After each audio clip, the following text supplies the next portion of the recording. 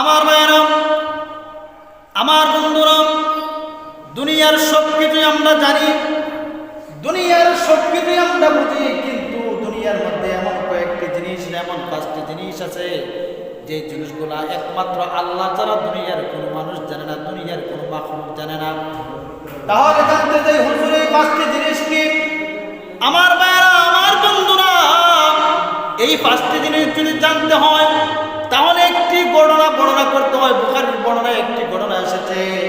হাজ্জাজ ইবনে ইউসুফ যিনি ঘুমের মধ্যে ঘুমিয়েছিলেন, হাজ্জাজ ইবনে ইউসুফ যিনি ঘুমের মধ্যে ঘুমিয়েছিলেন, রাত্রিবেলা হঠাৎ দেখলেন ওনাকে, আজরাইলকে হঠাৎ দেখলেন রাত্রিবেলা। কাকে দেখলেন? আজরাইলকে।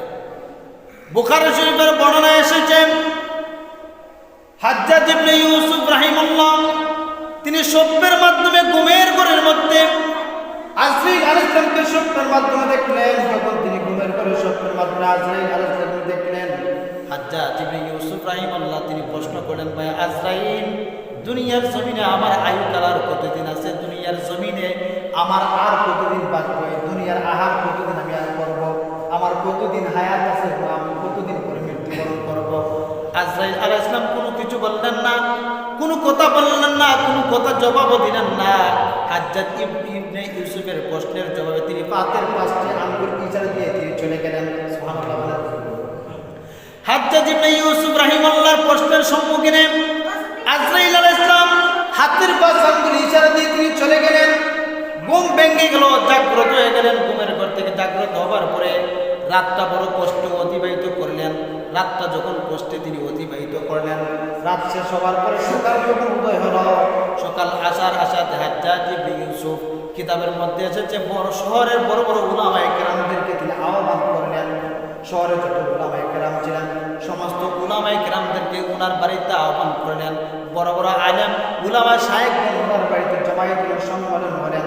সম্মানিত হওয়ার পরে হাজ্জাজ ইবনে ইউসুফ রাহিমাহুল্লাহ ডাক দিলেন, হুজুর, আমি স্বপ্নের মাধ্যমে ঘুমের ঘরে ঘুমিয়েছিলাম, হঠাৎ স্বপ্নের মাধ্যমে দেখলাম আজরাইল আলাইহিস সালামকে। আর আজরাইল আলাইহিস সালামকে যখন আমি দেখলাম, আজরাইল আলাইহিস সালামকে আমি প্রশ্ন করলাম, হুজুর, আজরাইল আলাইহিস সালামকে আমি প্রশ্ন করলাম, দুনিয়ার জমিনে আমার আয়ুকাল, আমার হায়াতকাল, আমি আর কতদিন বাঁচবো?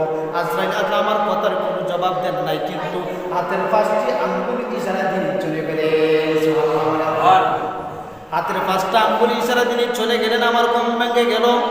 আপনাদেরকে ডাকা আনার একটাই শর্ত, এই স্বপ্নের ব্যাখ্যা আমি বুঝতে পারি নাই, আপনার স্বপ্নের ব্যাখ্যাটা আপনারা বলবেন, স্বপ্নের ব্যাখ্যাটা আপনারা দিবেন। উলামায়ে কেরাম যারা সম্মিলিত ছিলেন, উলামায়ে কেরাম হাজ্জাজ ইবনে ইউসুফ রাহিমাহুল্লাহ স্বপ্নের ব্যাখ্যা কোন উলামায়ে কেরাম দিলেন যে দুনিয়ার জমিনে আপনার আর 5 বছর বাকি আছে। দুনিয়ার জমিনে, অর্থাৎ দুনিয়ার জমিনে আপনি আর 5 বছর বাঁচবেন। কয় বছর? উলামায়ে কেরাম মতামত দিলেন 5 বছর বাঁচছেন। এই দুনিয়ার আয়ুকাল আপনার আর মাত্র 5 বছর। আবার অন্যান্য উলামায়ে কেরাম সেখানের মধ্যে মতানৈক্য সৃষ্টি করলেন। স্বপ্নের ব্যাখ্যা হাতের 5 আঙ্গুলের ইশারার মাধ্যমে তিনি বললেন। অন্যান্য উলামায়ে কেরাম বললেন 5 বছর। আবার কিছু কিছু উলামায়ে কেরাম বেশি হতে আপনি দুনিয়াতে 3 বছর বাঁচবেন। সঠিক স্বপ্নের ব্যাখ্যা কোনো উলামায়ে কেরাম দিতে পারলেন না। সঠিক ব্যাখ্যা কোনো উলামায়ে কেরাম দিতে পারলেন না। হাজ্জাজ ইবনে ইউসুফের মনের মধ্যে প্রশ্ন, উলামায়ে কেরামদেরকে জমা করলাম, সম্মেলন করলাম, কিন্তু উলামায়ে কেরাম আপনার আমার স্বপ্নের সঠিক ব্যাখ্যা দিতে পারলেন না। মনের মধ্যে একটা অস্থিরতা, মনের মধ্যে একটা অশান্তি। তিনি চলে গেলেন ইমাম মালিক রাহিমাহুল্লাহর কাছে। কার কাছে গেলেন? ইমাম মালিক রাহিমাহুল্লাহর কাছে তিনি চলে গেলেন। হাজ্জাজ ইবনে ইউসুফ ইমাম মালিক রাহিমাহুল্লাহর বাড়িতে চলে গেলেন। ইমাম মালিক রাহিমাহুল্লাহর কাছে গিয়ে বললেন, হুজুর, আমি গত রাত্রে ঘুমের ঘরে ছিলাম, ঘুমের ঘরে হঠাৎ স্বপ্নের মাধ্যমে আজরাইল আলাইহিস সালামকে দেখলাম। ভাই আজরাইলকে যখন আমি দেখলাম, আজরাইলকে আমি প্রশ্ন করলাম, ভাই আজরাইল, দুনিয়ার জমিনে আমার আয়ুকাল আর কতদিন? আমি আর এই দুনিয়ার জমিনে কতদিন বাঁচবো? ইমাম মালিককে জিজ্ঞাসা করা হচ্ছে, হুজুর, তখন আমার প্রশ্নের জবাবে আজরাইল আমাকে 5টা আঙ্গুল ইশারা দিয়ে চলে গেলেন।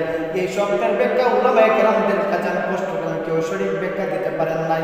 ইমাম মালিক রাহিমাহুল্লাহর কাছে বললেন, হুজুর, এই স্বপ্নের সঠিক ব্যাখ্যা কি হবে? তিনি বলেন, ইমাম মালিককে প্রশ্ন করলেন, হুজুর, এই স্বপ্নের সঠিক ব্যাখ্যা কি হবে?